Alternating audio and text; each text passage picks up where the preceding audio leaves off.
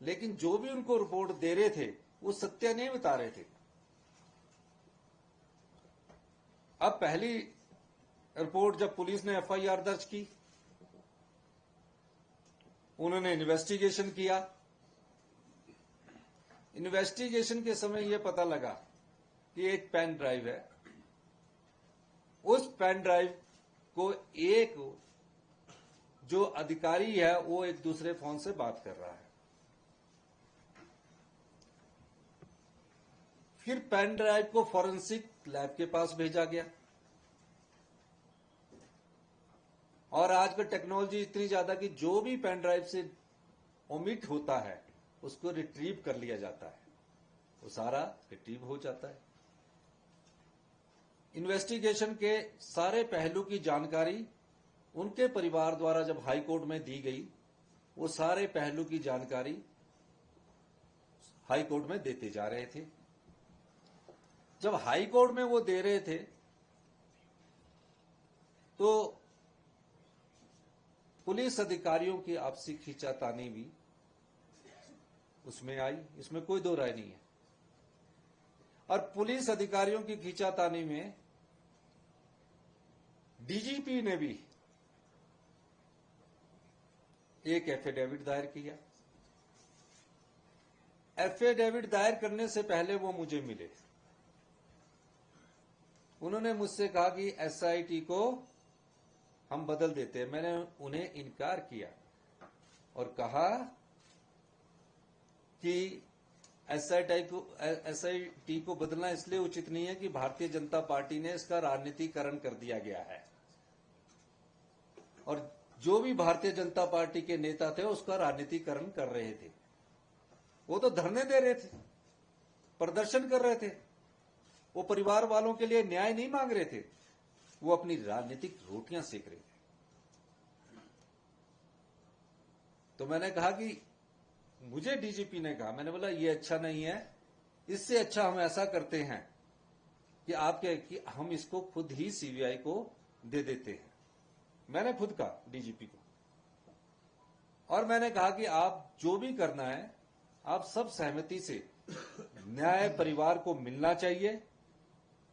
विमल नेगी की मौत कैसे हुई है उसको ध्यान में रखकर आपको करना चाहिए। कोई गलती होगी मैं किसी को बख्शूंगा नहीं, किसी को छोड़ूंगा नहीं। और भारतीय जनता पार्टी को राजनीति करनी थी, और डीजीपी और चीफ सेक्रेटरी साहब और मैंने एजी को बोला जो भी है आप बैठ के सच्चाई को सामने लाना। मैंने खुद कहा, एफिडेविट फाइल हो गया। एजी साहब कह रहे कि मुझे इसका पता ही नहीं था। ठीक हुआ, सरकार की तरफ से ये जिस प्रकार का बात हुई, मैं यहां था नहीं, ठीक है, नहीं पता था। अब सवाल क्या पैदा होता, एजी कुछ, डीजीपी कुछ और एफिडेविट फाइल कर रहे हैं, और पुलिस की एसआईटी ने अपनी रिपोर्ट सबमिट कर दी है। फिर एक ओंकार शर्मा जी जो हमारे एसीएस थे, उन्होंने अपनी रिपोर्ट सबमिट की, मुझे उन्होंने अपनी रिपोर्ट सबमिट की। और देखिए, जो उन्होंने मुझे रिपोर्ट सबमिट की, उस रिपोर्ट पर मैंने पूछा कि जिन पर आरोप लगे हैं क्या उनसे आपने पूछा है कि आप पर इन आपके पावर कारपोरेशन के कर्मचारियों ने ये आरोप लगाए हैं।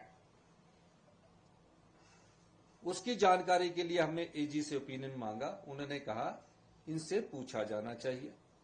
वो पूछा नहीं गया, और उन्होंने कहा कि मैंने जो लिखा है वो ठीक है।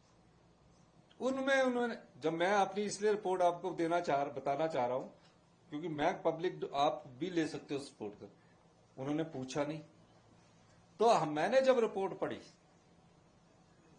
तो उसमें सबसे बड़ा आरोप एक विपिन गुलेरिया जी थे, जो पावर कारपोरेशन के एम्प्लॉइज थे, और एक दो लोग और थे। उन्होंने मीना और देशराज पर आरोप लगाए, और उसमें पेखू वाला प्रोजेक्ट भी जोड़ा। अब पेखू वाला जब प्रोजेक्ट जुड़ गया, जो कि सबसे बड़ा हिमाचल का 32 मेगावाट का प्रोजेक्ट था, तो मैंने पूछा जो आरोप लगाने वाला, अभी आते हुए मैंने पूछा वो कौन है। वो पेखूवाला प्रोजेक्ट का हेड था।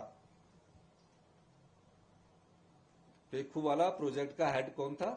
जो मीना और देशराज पर आरोप लगा रहा था। उस ठीक है, हेड ऑफ द प्रोजेक्ट कौन था? मैंने पूछा वो कब तक था। मैंने प्रोजेक्ट का शिलान्यास किया, अप्रैल महीने में शिलान्यास किया और 15 अप्रैल 2025 से पहले वो बनकर तैयार हो गया। प्रोजेक्ट का हेड करने वाला अगस्त 2024 तक था। नहीं, 15 अप्रैल 2024 को पूर्ण हो गया। 15 अप्रैल 2024 को पूर्ण हो गया। अब 15 अप्रैल 2024 को प्रोजेक्ट हुआ, प्रोजेक्ट का हेड अगस्त 2024 तक था। जब मुझे पता लगा कि उन्होंने एलिगेशन लगाए तो मैंने बोला इस एलिगेशन का जवाब उनसे पूछा जाना चाहिए, कानूनी राय ली जानी चाहिए। ये एसीएस की रिपोर्ट में था। एसीएस साहब ने कहा कि इसके लिए कोई स्पेशल टीम गठित की जाए। हमने कहा कि इसके बाद स्पेशल टीम करेंगे, लेकिन जिसने आरोप लगाए वो बात भी सत्यता आनी चाहिए। अब हुआ क्या? भ्रष्टाचार पर चर्चा दिसंबर में आई। हमने विधानसभा में उस चर्चा को स्वीकार किया। उस समय उनके नेताओं ने पेखूवाला पर भ्रष्टाचार के आरोप लगाए और यह कहा कि जो हिमाचल का पेखूवाला प्रोजेक्ट 220 करोड़ रुपए का है, जिसमें 6 करोड़ 51 लाख यूनिट बिजली पैदा होनी है, और गुजरात का जो प्रोजेक्ट है 144 करोड़ का है, जो कि झूठ बोला गया। तो मैंने विधानसभा में कागज रखे और विधानसभा में दिसंबर 2024 में कागज रखे हुए हैं। दिसंबर 2024 में कागज विधानसभा की आप फाइल पर जा सकते हैं। विमल नेगी जी के परिवार के साथ नहीं है उसमें।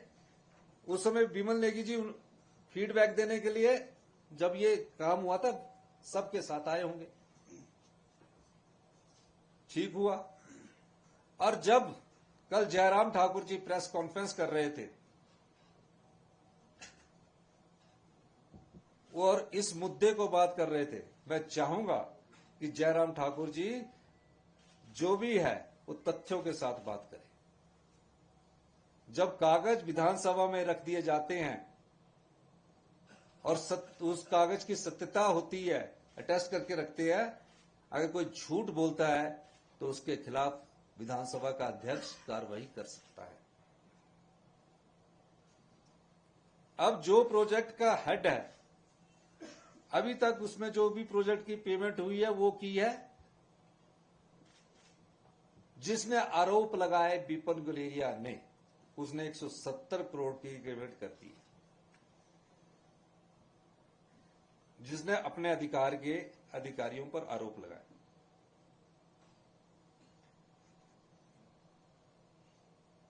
अब आप बताइए, क्या उन अधिकारियों को भी मौका नहीं मिलना चाहिए था कि उनकी बात को यह करने के लिए? वो मैंने ओंकार शर्मा जी की फाइल पर लिखकर लॉ को भेजा, लॉ का ओपिनियन लिया गया, ये बात होगी। इसलिए मैंने आपको जो कह रहा हूं कि आप सब बातों को बड़े ध्यान से सुनना। एक पत्नी का पति चला गया, एक भाई का भाई चला गया, भारतीय जनता पार्टी राजनीति कर रही है। मीडिया की ट्रायल के द्वारा विमल नेगी की जो मौत हुई है उसके पीछे वो अपना स्वार्थ साध रही है। उनके परिवार के साथ उनको कोई सहानुभूति नहीं है, मैं दावे के साथ कह सकता हूं। हम आज भी उनके परिवार के साथ है। अगर न्याय होगा फिर भी पूरी सरकार विमल नेगी जी के परिवार के साथ खड़ी होगी। कहीं भी उनको शक होगा, हम उस चीज को जनता की अदालत में उनके परिवार के सामने लाएंगे। तो ये तो हुई रिपोर्ट्स की बात। कॉपियां ले सकते हैं आप, जो भी चाहना चाहे ले सकते हैं। जिस प्रकार भी लेना चाहे। और ये बार बार मीडिया ट्रायल करके वो लोग भ्रष्टाचार की बात कर रहे हैं जो भ्रष्टाचार में जिनके खिलाफ उनके पूर्व मंत्री और उनके खिलाफ हमारे पास कागज है, वो लोग बात कर रहे हैं। एक अभी नए एमपी बने हर्ष महाजन जी, जो भ्रष्टाचार के वोटों पर चुनकर राज्यसभा के एमपी बने हैं। एमएलए खरीदे गए, एमएलए खरीदे के बने ना, मेजोरिटी कांग्रेस की थी। और हिमाचल प्रदेश की जनता और देवी देवताओं के आशीर्वाद से हमें द्वारा 40 पर पहुंचाया। वो कल परसों भ्रष्टाचार की बात कर रहे थे। जब वो चेयरमैन बने हिमाचल प्रदेश कोऑपरेटिव बैंक के, तो उनके खिलाफ भ्रष्टाचार का केस भारतीय जनता पार्टी ने रजिस्टर्ड किया। और भारतीय जनता पार्टी ने रजिस्टर्ड किया कि वो चेयरमैन गलत बने हैं। वो जिस सोसाइटी के मेंबर बने हैं वहां कभी रहे ही नहीं है, और चुनावों से पहले उसको थोड़ा विड्रॉ कर दिया गया। तो वो भ्रष्टाचार की बात कर रहे हैं जो अखंड भ्रष्टाचार में डूबे लोग हैं। और जयराम जी को भी वास्तविकता के साथ बात करनी चाहिए, जनता को गुमराह नहीं करना चाहिए। 5 साल बाद चुनाव आते हैं, जनता उसका जवाब देती है। झूठ जितना मर्जी बार बोला जाए, उसका सामना सच्चाई से होता है, और सच्चाई के साथ झूठ कई बार टकराता है। बार बार झूठ बोलने से सच साबित नहीं हो जाता। इसलिए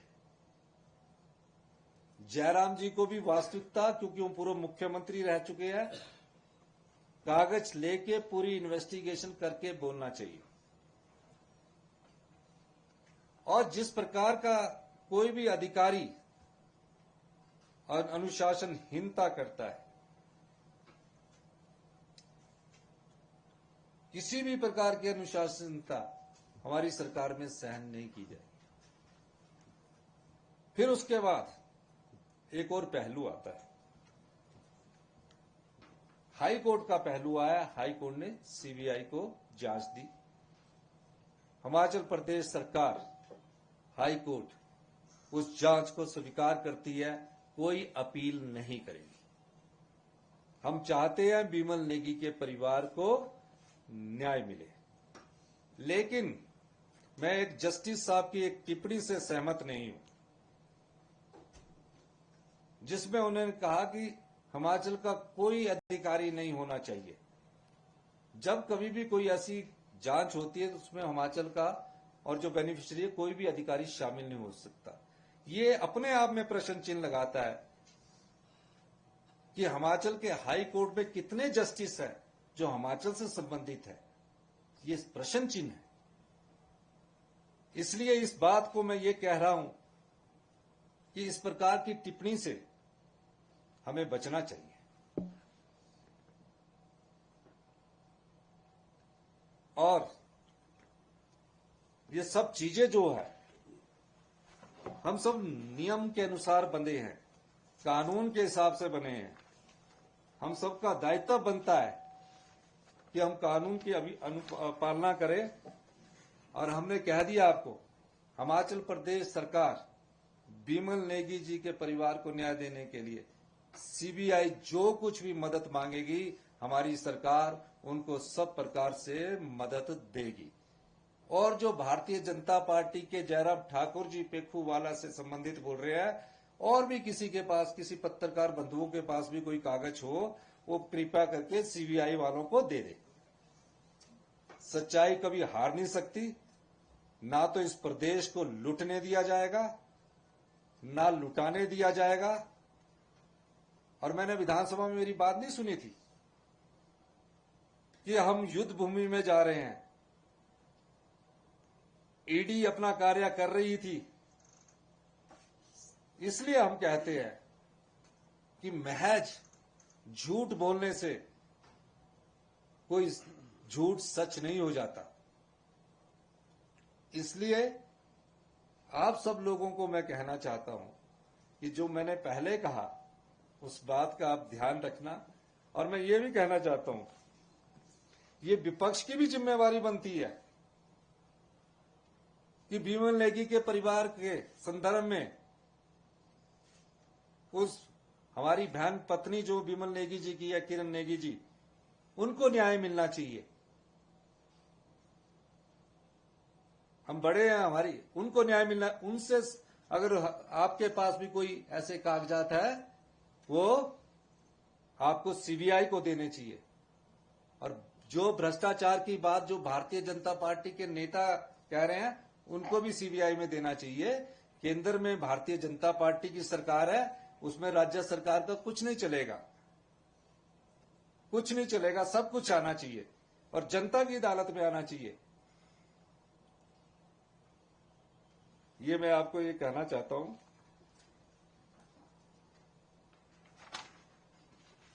पीछे चर्चा चली कि हम उस पर अपील दायर करना चाह रहे हैं। हम कोई भी अपील, जो भी हाई कोर्ट का निर्देश है उसकी अनुपालना अक्षरश की जाएगी। लेकिन जो भी साजिश पीछे जैसे सरकार गिराने की जो लोग करते आए हैं, उनके षड्यंत्र का जवाब हिमाचल प्रदेश की जनता देगी। धन्यवाद।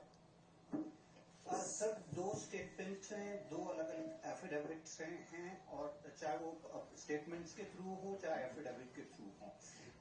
डीजीपी कहते हैं एसपी शिमला इन्फ्लुएंस कर रहे हैं केस को, जो उन्होंने अपने एफिडेविट में कहा है। एज डीजी क्या वो एसपी को सैक नहीं कर सकते थे, बदल नहीं सकते थे उस वक्त? क्या ये आपके ध्यान में था? Number one. Number two, SP कहते हैं, क्योंकि हम जानते हैं हिमाचल प्रदेश सरकार का अगेंस्ट ड्रग्स जीरो टॉलरेंस है, एसपी ने बड़े आरोप लगाए हैं जो डीजीपी हैं वो ड्रग पैडलर्स को प्रोटेक्ट करते हैं। So how would you respond to both the question? देखिए, एक बात है कि आपका क्वेश्चन ही अपने आप में गलत है।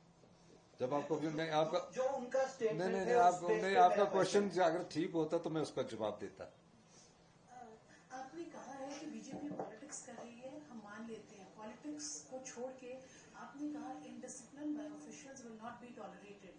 आप कह रहे हैं कि government will not go in appeal against the high court order, but the S S P said कि एसआईटी उसको चैलेंज करेगी। So in what capacity does the S P say?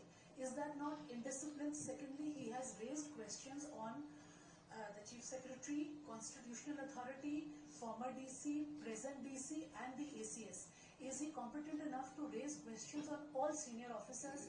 Is this not an act of इस सब मामले की मैं अभी feedback ले रहा हूँ। आपने जो कहा है, अभी मैंने मीटिंग बुलाई है, ये मैं सिर्फ अभी फीडबैक ले रहा हूँ और हम जो फीडबैक होगा कॉन्स्टिट्यूशनल रूल्स पर परसेप्शन क्या बोलते हैं सब देखा जाएगा। सीएम सर, डीजीपी ने ऑलरेडी एक लेटर लिखी थी एसीएस को seeking suspension of the SP after his allegations that were made. So any action has been taken on that? नहीं, आपके पास कोई ऐसा लेटर है जिसको लिखा गया? जी, आपके पास है जी। अब तो ये भी बड़ी इंक्वायरी बन गई कि आप लेटर कैसे पहुंच गया सीक्रेट है, ये भी तो पूछना पड़ेगा।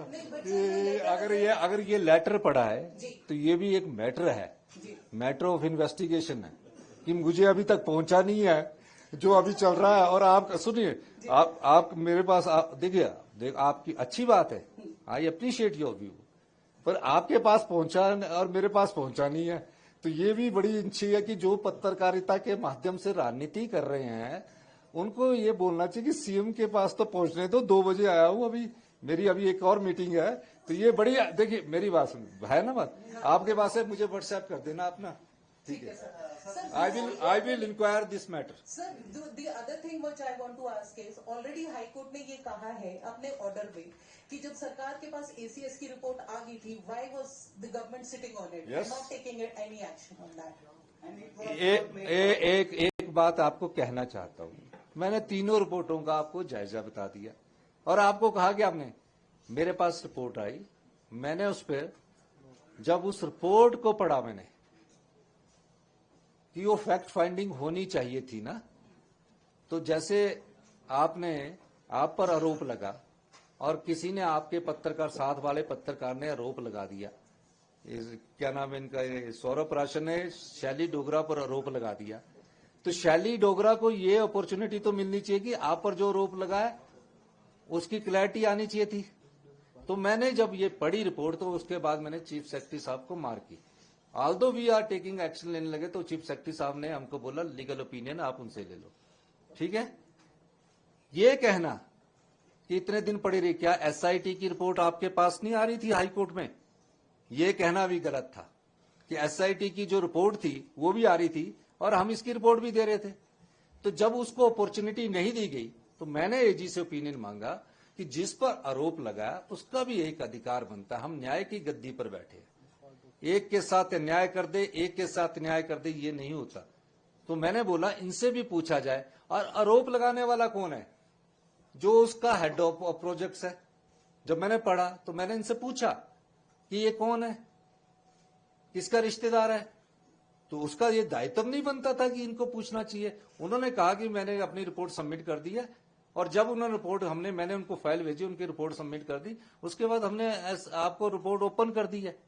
और मुझे ये भी पता होता कि उनका परिवार भी मिलता तो मैं भी सीबीआई को देता, इसमें कोई दो राय नहीं है। सर